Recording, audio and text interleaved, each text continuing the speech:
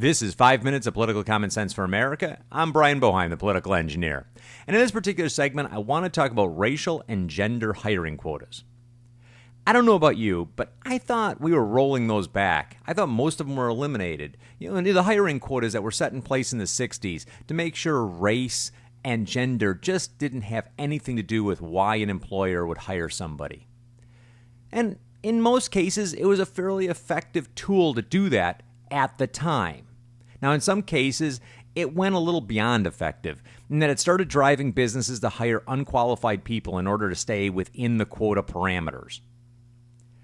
Honestly, the time for hiring quotas is gone, and most intelligent people see that the drawbacks outweigh the benefits.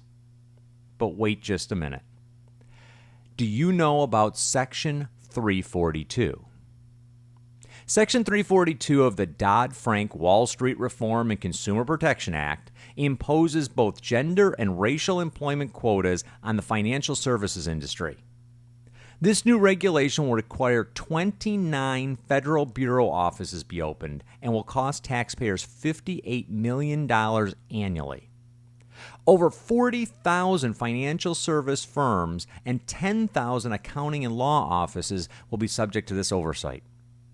If that isn't enough, the estimate is that it will cost the private sector over $4 billion annually just in the reporting burden. But more importantly than the direct costs of reporting and management, it's unconstitutional to force companies to hire based on gender and race. This is an obvious case of discrimination, and it eliminates the idea of hiring based on education and experience. The law is just a literal contradiction of itself. How do you undo discrimination by discriminating against a particular gender and a particular race? And what happens when 60% of the employees at one of these firms is comprised already of minorities and women? Does it shut off? Does that somehow balance it out? I don't get it. And by the way, there are currently 2 large financial firms on Wall Street that have those kinds of numbers. So what is this about? Employment quotas drive inefficiencies that make companies less profitable and in turn unable to effectively grow the economy.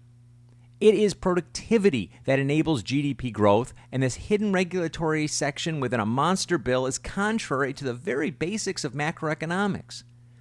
We have to stop allowing Congress to attach and hide these riders like Section 342 in larger mega bills. This practice has gone on long enough, and it must stop. It's time for transparency and integrity in our country's legislation. Let's get candidates to promise to support a no-rider bill.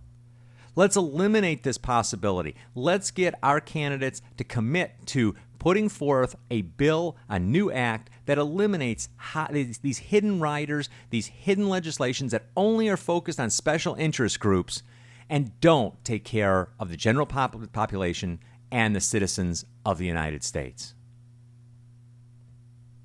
You've been listening to 5 Minutes of Political Common Sense for America. I'm Brian Boeheim, the political engineer.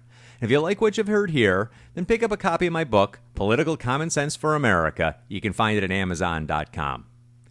Until next time, be safe out there.